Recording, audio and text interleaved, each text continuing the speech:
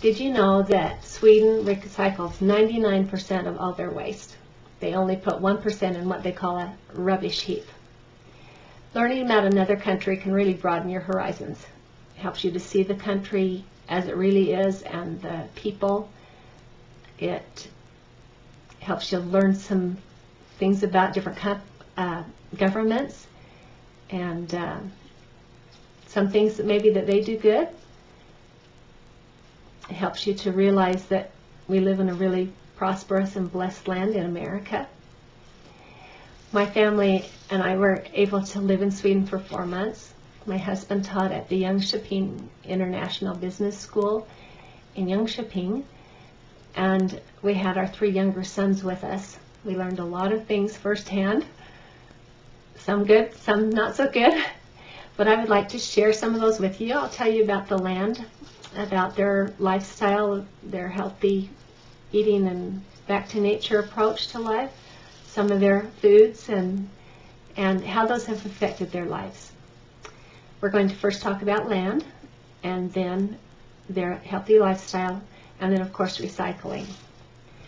The World Factbook says that you can compare Sweden in size and kind of shape to the state of California, although it's not nearly as warm, obviously.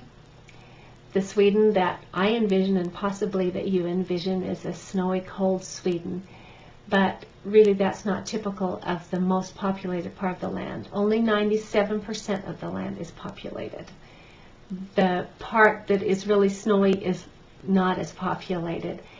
The Visit Sweden website says that Sweden is in 3 regions, and the Norrland, of course, is the northern part, and it's just above Stockholm to way above into the Arctic Circle. That's the snowy part of Sweden that we envision. Then the middle part around Stockholm and to the western border that it shares with Norway is called Svealand, and it's much more moderated. It's a peninsula, so there's a lot of water around it. And when you look at this map on the internet, you'll see white above Sweden, or above Stockholm, just white snow, and over to Oslo and in Norway. But then below Stockholm, it's like green and brown. It's very different, very temperate climate there. In Stockholm, summer temperatures are like 59, 77 degrees, so it never gets really warm, just a more moderate temperature. They get snow, but it doesn't stay forever, and they don't get it a lot.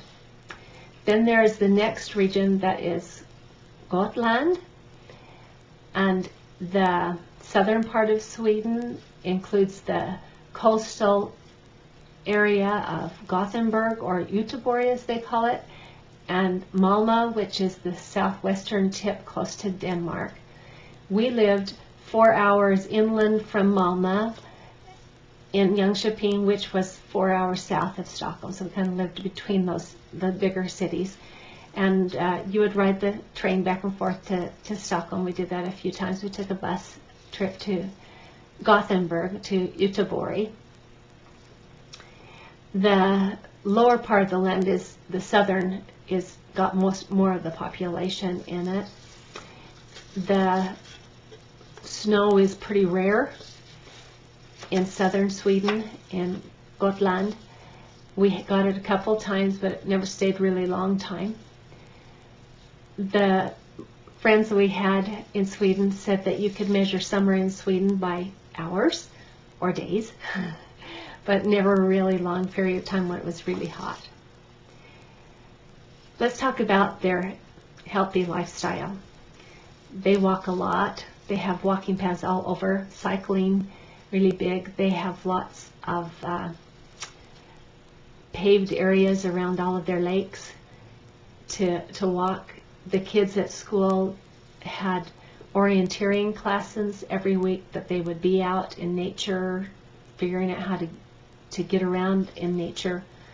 And they never called anything off because it was rainy or it was cold. You just wore wet weather gear. Now you wore your galoshes and your rubberized pants and jackets, and you just went. And my neighbor was right. She said that fall comes in September and it comes with a vengeance. We were there for about 2 weeks at the end of August, and it was lovely summer weather, and then fall hit, and it was ever after kind of cold all the time. The people in Sweden don't drive all their cars all the time. We had a friend that says they just left their car in the garage unless they were in the parking garage unless they were going to go out of town to visit family. Most people ride the buses and the trains and walk. They don't eat as many fatty, sugary desserts as we do. They don't have mixes and manufactured Cool Whip for sure. They don't have any of that. They don't have any gelatin. Their yogurt doesn't have any gelatin in it. It pours out of a milk container, a milk kind of box, and their cereal is muesli. It's just rolled grains, and they're not processed at all. They're just rolled. They're not baked or sugared or anything, and you just pour that in your yogurt. We quite like that. I have to tell you my story about the first shopping in the grocery store.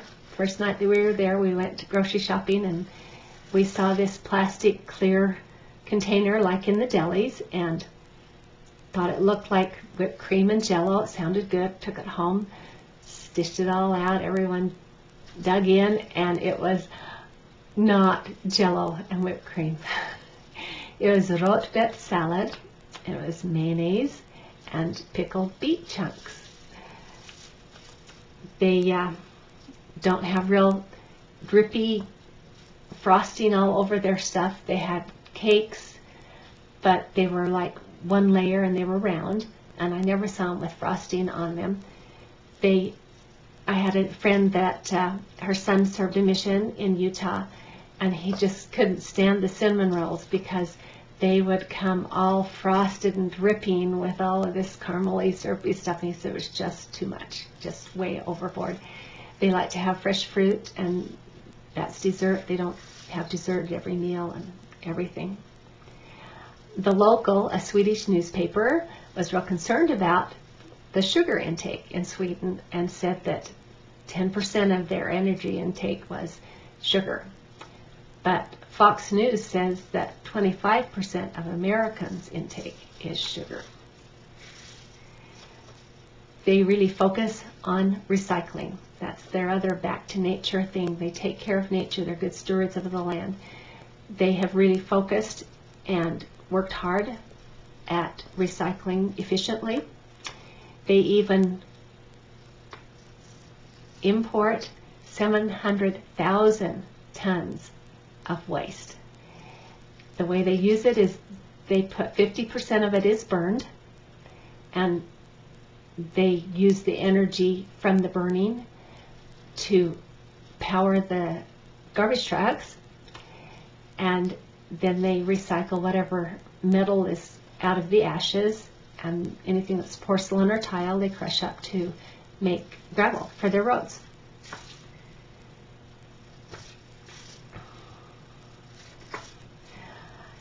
I hope that you've learned some interesting things. I've shared a lot about the country, the land, the people, their lifestyle. Hopefully you've got a more accurate view of the Swedish people and their country, that it's not just all frozen wasteland and cold snow. It's a very beautiful land, lots of forests, lakes all over, lots of them. They respect life. They are out in it. They dispose of their waste responsibly. Hopefully we can learn something from Sweden.